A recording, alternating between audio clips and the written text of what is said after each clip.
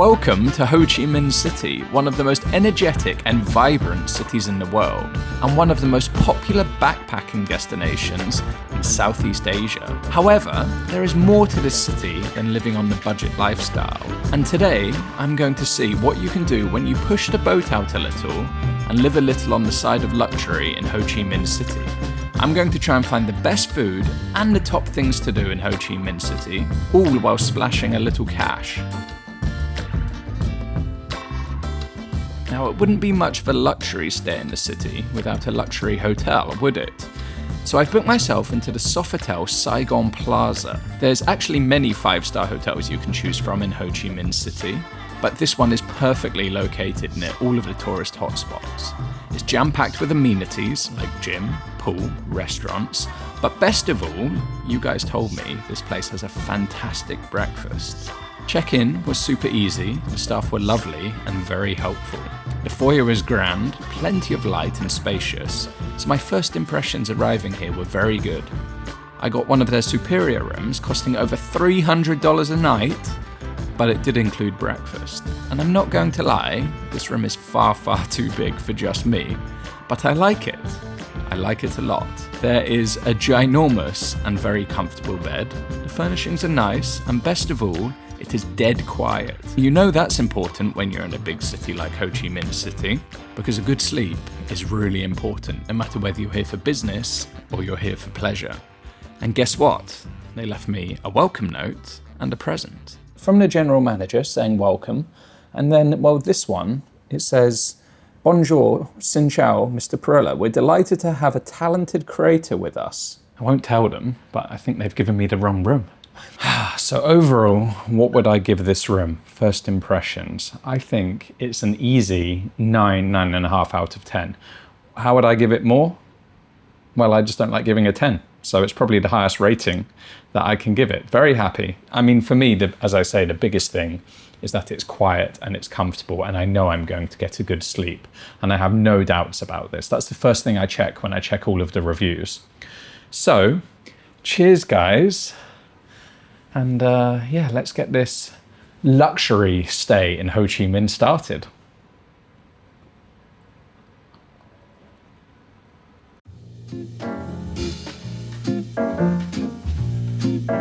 To be fair to you guys, you got it right. This breakfast is ridiculous. Has absolutely everything. Like most, 5-star hotels, it's a buffet breakfast. But there really is everything from yogurt to fruit to banh mi to full English breakfast, desserts. You can even get ice cream. Can you believe that? You can even get ice cream. All different sorts of ice cream as well. My big win is something that you might not think, and that's coffee. Now, I gave up coffee last year and it's changed my life in a good way, but I still have one a week, so I can't really drink it that much, but I like the flavor.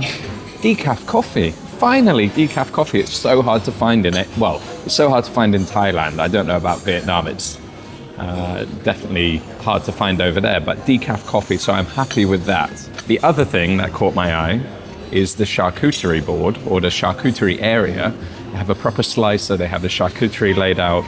Not smoked salmon, smoked sea bass. So that's interesting. And I thought, if I have this, you'll never know if I go back up and have that full English breakfast as well. Yeah, I want to try this smoked sea bass. Never had that before. I've eaten a lot of sea bass growing up on an island, catching it, unlike my father who can't catch a fish for love nor money anymore. But yeah, look at that.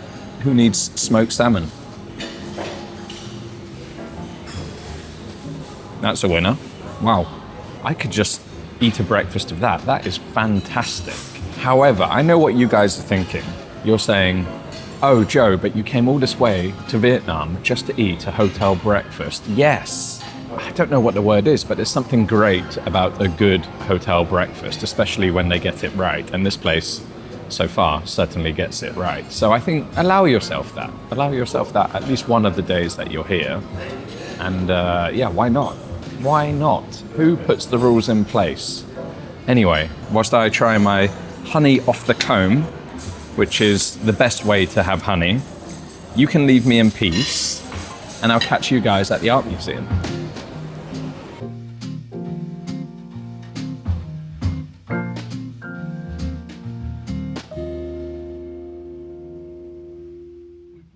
All right, I made it into Thiso Mall to come to a place called the Meta Show. Now this place looks super interesting. I saw it on social media and it caught my eye. But we're here for this light art gallery, which is what I think I'm going to call it.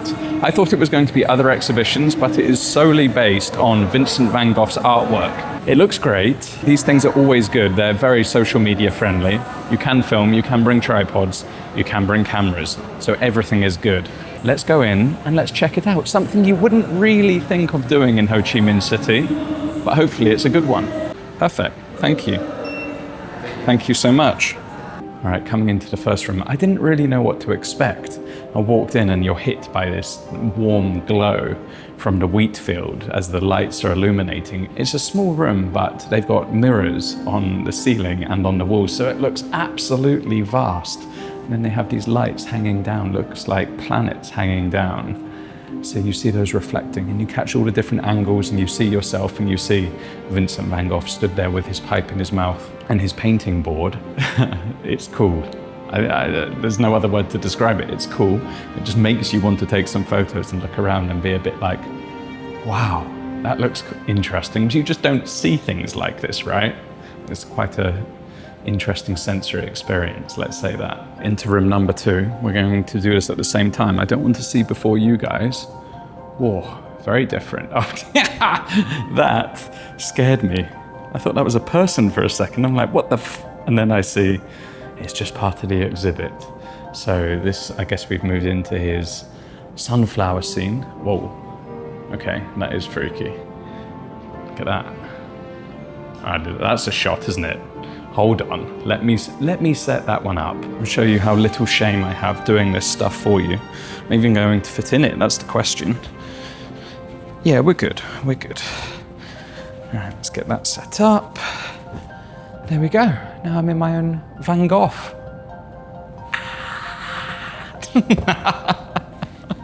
Oh, so silly. Definitely didn't expect to be doing this when I came to Ho Chi Minh City, but it's fun, and that's what life's about, isn't it?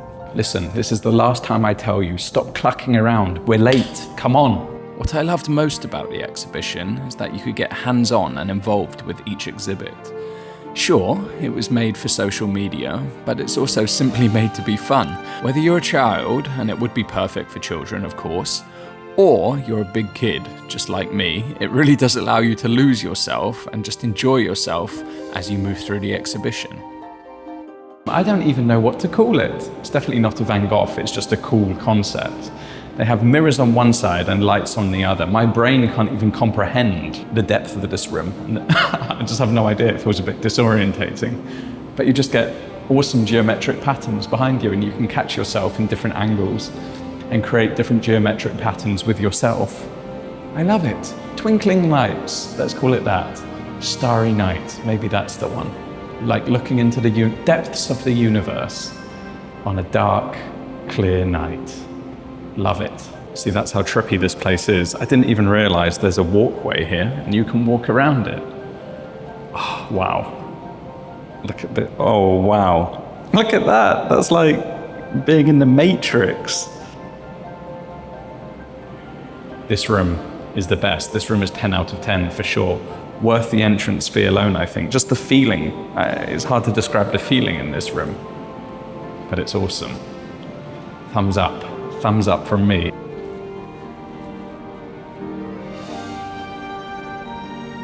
Well, as I think you can see, I enjoyed that. So if you have a child or you are a big kid like me, when you're in Ho Chi Minh City, I would say that's a fantastic thing to do. And just £12 for the special ticket. There are a few reviews saying it was a little expensive for what it was, but I don't think so. I think it was well worth it. And the special ticket, getting you access to the other rooms, I also think are well worth it. Anyway, I'm a little peckish again, so let's go grab some lunch. Now I heard a rumor that it's not just criminal, but if you come to Vietnam and you do not eat a traditional banh mi, street-side banh mi, then when you come to leave the country, the immigration stop you and send you back to try one. So I thought in this video, we should try one just in case. And I've come to this place, it's called Baha, roadside, little plastic stools, just a friendly auntie cooking. Now you get all different types of banh mi. But I've been craving one with the pork patties, not the normal one with the pate and the cold cuts. So we've gone with pork patties with vegetables in there, the pickled vegetables in there, pickled radish, pickled carrot. We've got herbs in there. We've got scallion oil, green onion oil. We have a fried egg, topped it up with a fried egg. What else is in there? Chili, different herbs, and of course those grilled pork patties cooked on the grill in front of you. You can see it, you can smell it. This is exactly the type of thing I crave when I'm not in Vietnam. And of course that bread, you can see that little French baguette, so crunchy but so soft on the inside. My mouth waters just thinking about this. It's been a long time coming. Oh wow, that is a good banh mi. You get banh mi absolutely everywhere in Vietnam, of course. But this one, I've never had one like this before with that scallion oil inside. It goes so well with the toasted, umami, savory flavor of the pork patties. Unbelievable. That is a 10 out of 10 banh mi. 30K, so that's not even a pound. It's ridiculous. It's about $1. This right here, ladies and gentlemen, is a 10 out of 10. This is Vietnam for me. I know we're doing a luxury day. You cannot miss stuff like this because in Asia, this is a luxury. This is a pleasure.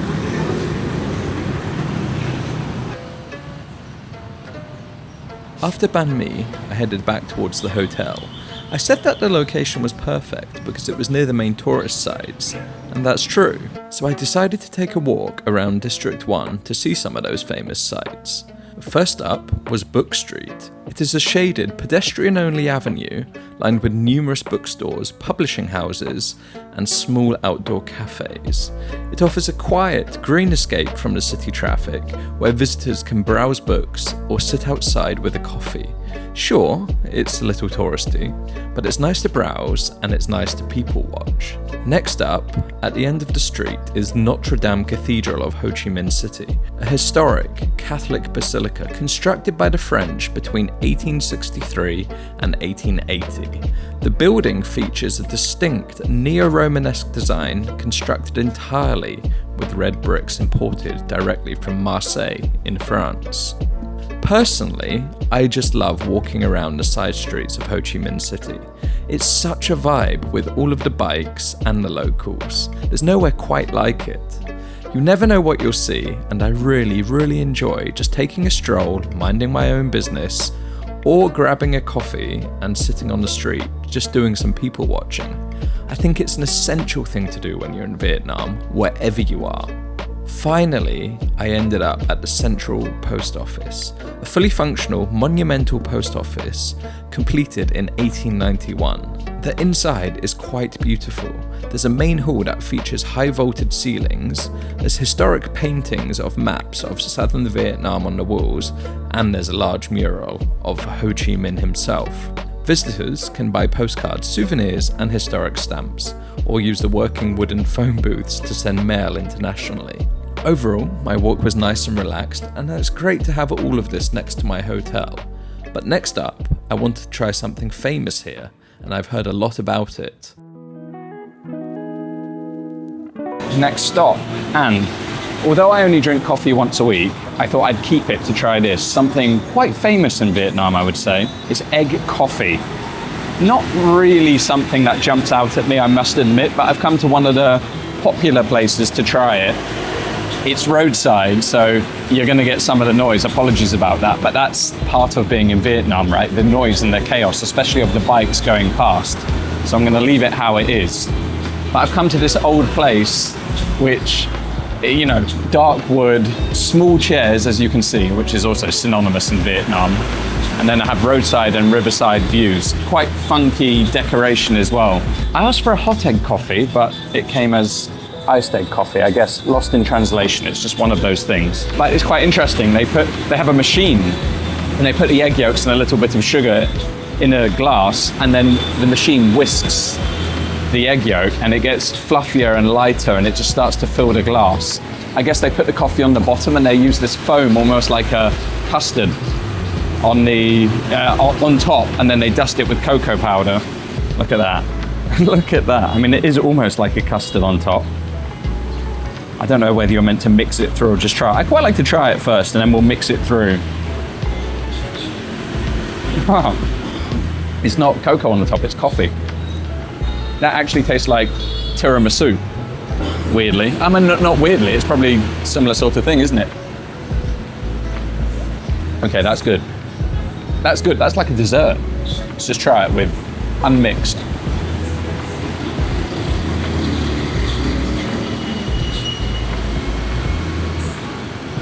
I got my moustache, yeah.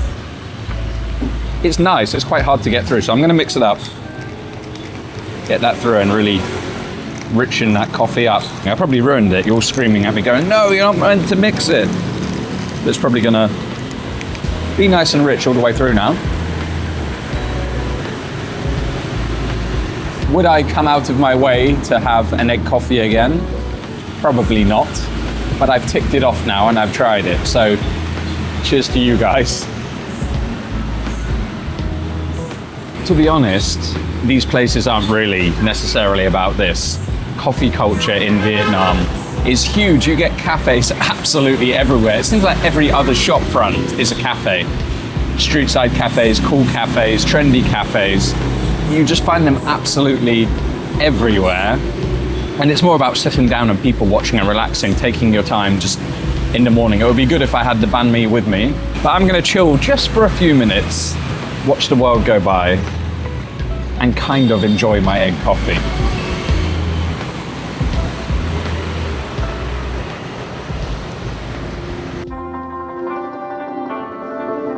This is Thien Hau Pagoda. It is a historic Taoist temple located in the Chinatown district of Ho Chi Minh City. Built around 1760 by the Cantonese immigrants, it is dedicated to Mazu, the goddess of the sea, who protects seafarers and migrants. The site serves as a vital spiritual hub and a living museum of Chinese-Vietnamese cultural heritage. For me, well, I love visiting these places. It's a small oasis of peace and tranquility in the middle of the bustling, chaotic city.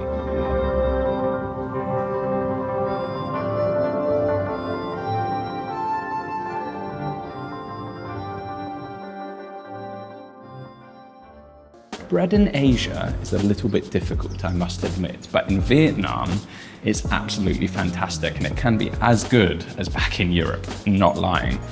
And this is definitely one of the places. It's called Micro Boulangerie, and they make all sorts of things. They make croissants and different pastries as well, but their bread here is incredible. Some of the best bread that I've had.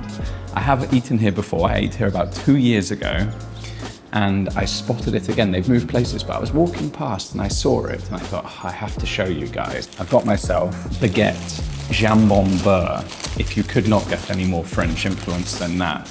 Watching her make it, big slabs of butter going on it. It's layering the ham, cutting through the bread to crunch. I mean, just look at that. Perfect sourdough baguette. The structure on the inside, the crust. And then just look how thick that butter is. That layer of butter and the ham. Looks great. And it smells good. Oh, it smells so good. This, I don't know if this is what, this particular dish is what inspired the banh mi that is so synonymous with Vietnam.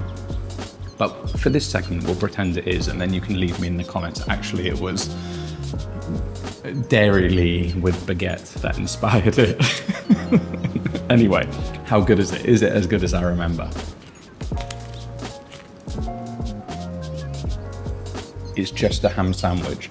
Good ham, good butter, a lot of butter. I was gonna say a little bit of butter, but it's a lot of butter and fantastic quality bread. What more do you want in life? What more do you want in life? I'm not gonna say which one is better, street banh mi or this, but if you're in Asia and you're missing some proper bread, this place is definitely a place to come. Indeed too. I'm glad I came back here for lunch because, wow. I mean, just listen. Too good.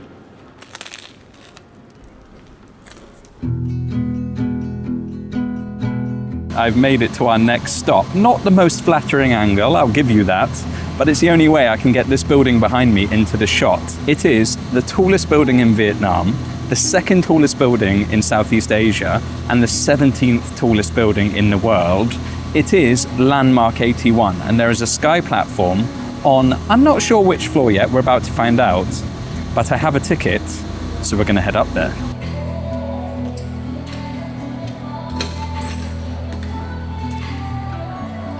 Thank you.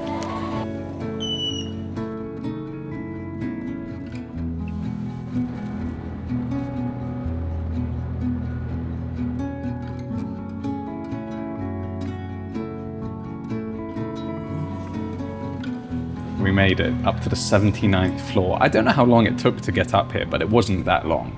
Maybe under a minute, let's say that, in the lift. I used to think that doing these things was just a little bit naff and not worth the money because, I don't know, this one only cost £12 to be fair, but some of them are quite expensive.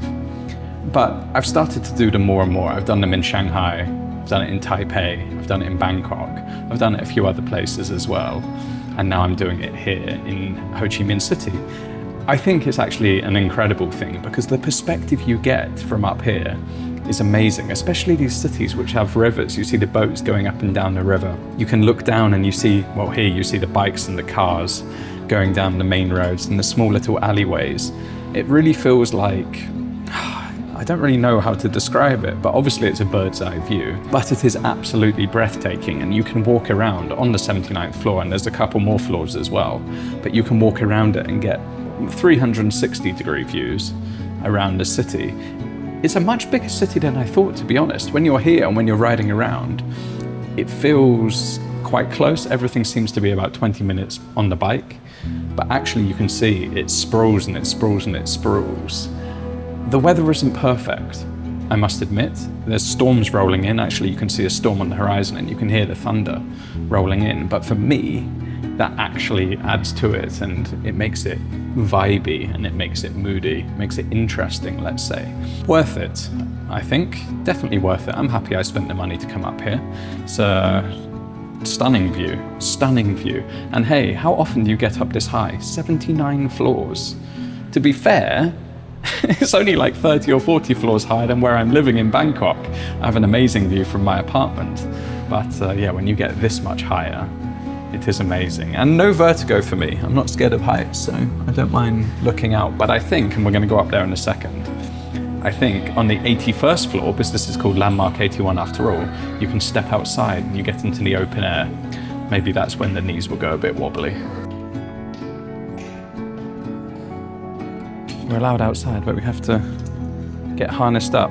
But it is open air, look at that, proper open air. I mean, there's a bit of glass panel, but we're now on the 81st floor, and you get a proper perspective. Actually, you can see over the glass. I'll show you guys over the glass, look at that. Stunner. Yeah. Might not be the fanciest inside, might not be the flashiest inside, but the views over the city are pretty. So I mean, the river meanders around the city. You've got it on this side, you can see it snaking around. And then you've got it over here as well. You've got it to the right. It really is a dominating feature.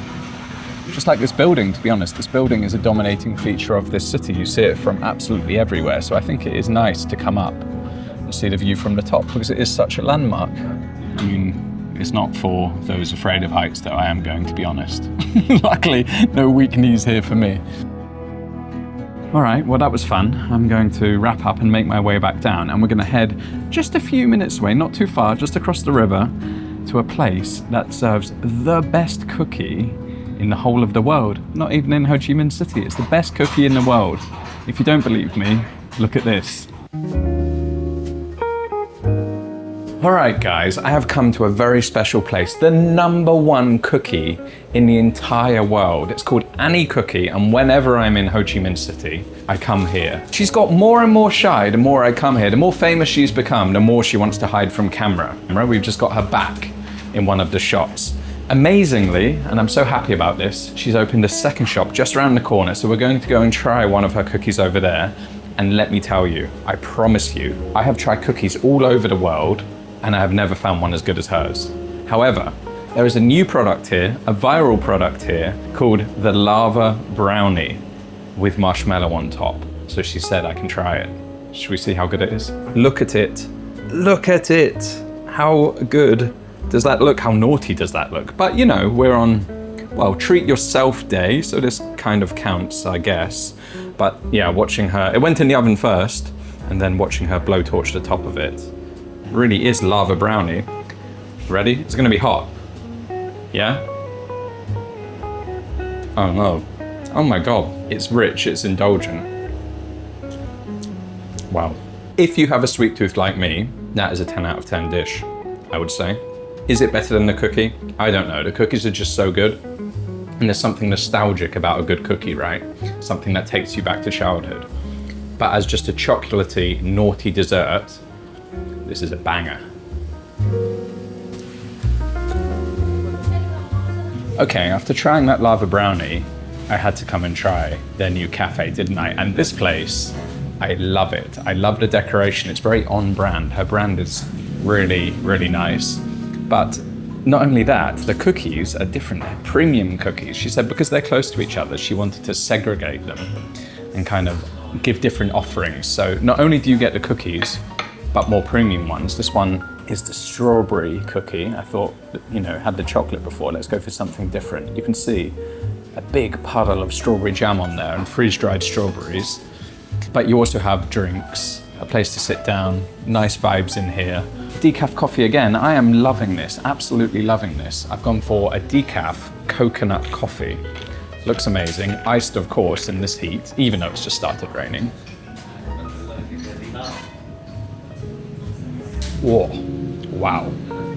Oh, that is good. That is very, very good. But I've got to be honest, the cookies are what I'm here for. And I'm not lying when I say I think about these cookies a lot. And I'm also not lying when I say I can never find one as good as these. So, are they still as good as they used to be?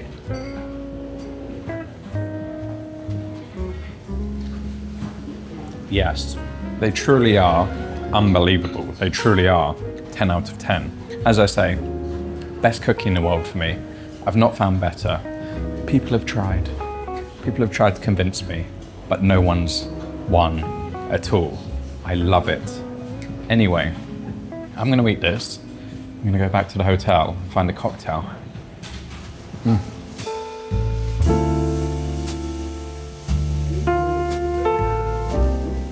Now I thought it would be a good idea to come down to the cocktail bar in the hotel before going to dinner. One, it looks beautiful. We have lots of different places that you can sit out here in the light where it's actually very pretty. I like this. But what I love is the other area where it's, you know, the light is a little lower, the dark wood really feels, there's a vibe to it. And I wanted to sit in there, but for you guys, we need the light, so I'm out here. However, they have cocktails and they have wine and they have all sorts of things, to be honest. But I've gone with one of their signature cocktails. I'm not going to remember what it is, but there's two ingredients in there that I find really interesting. So it's called Luminous Veil.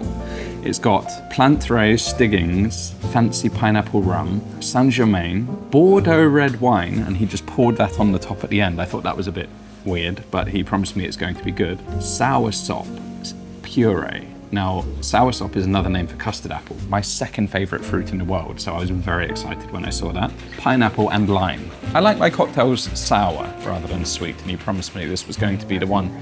You can see the color, deep red on top. He's just poured that wine over it, and then that, you know, that orange below. Looks amazing, love it. And then he just finished it with dried pineapple on the top. So, cheers guys, cheers to a great day so far before hopefully a fantastic dinner. And there's something interesting about dinner that I'll tell you out there as well, a story behind it. However, it's been a fantastic stay, it's been a fantastic day. So cheers to that.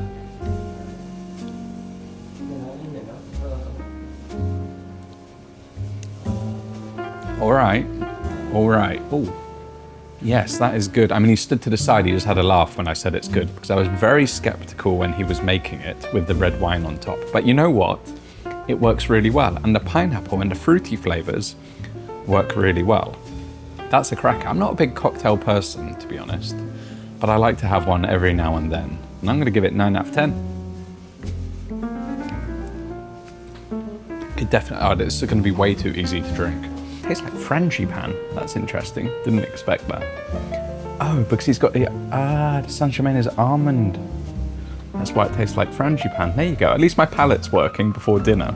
Anyway, As I begin to reflect on this $500 budget, when you come to a place like this and you push the budget, the experience you get within that, the breakfast, what a breakfast, the pool, the spa, the lounge here, there's another place, there's a barber's that you can go to as well. The experience you get with it, the customer service, you know, the attention to detail, the little things like having drink brought to your room before you go to bed, or a little chocolate placed on your bed before you go to bed. Those things are what you're paying for. It's not just room for room or day for day. And I don't do this often, but it's been very nice to live on this budget. Maybe we'll have to make a few more videos like this. Anyway, Gary and Finley are going to join us for dinner again, so we're going to say hello to them. I'm going to go and change, have a shower, and I'll see you guys at dinner. After I enjoy a couple more drinks, that is. See you in a minute. All right, dinner time, and I've changed into a shirt because we're going slightly more high-end for dinner. It's the restaurant hotel called ST25 by KOTO. And KOTO, I think, means no one, teach one. And there's a really interesting story behind it, and I love this.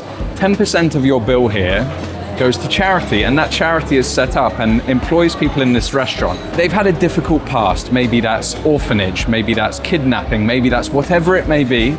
You know, everyone has their own story. They're brought into this program and they're given skills, they're trained, they're taught English. And then at the end of that, obviously they can go and create their own life, and it's opportunity, isn't it, right? Amazing. I love that. I love that concept behind this restaurant and the head chef who brings it here. But also the food is meant to be amazing. It's got Michelin recommendation and it's in the best taste 2025 in Asia, top 100. So expectations are high. Perfect way to end this video, perfect way to end this luxury day. Gary's here, Finley's here. Let's see if the food lives up to it. Now I have to be honest, I normally am someone who prefers to eat out rather than eat in a hotel. However, the meal here did surprise me. The servers were wonderful, they explained each dish and the story behind it. The food was fantastic, and the flavours were a mix of familiar and really interesting things. And as I mentioned before, the meal, the reason a restaurant exists and the story behind the staff is just fantastic. Overall, the food and the ambience were top notch, and it was a great way to end a wonderful day and a fun video. And before I go, I would just like to say thank you to all of my supporters on Patreon. If you'd like to find exclusive content, then you can find the information in the description. Take care.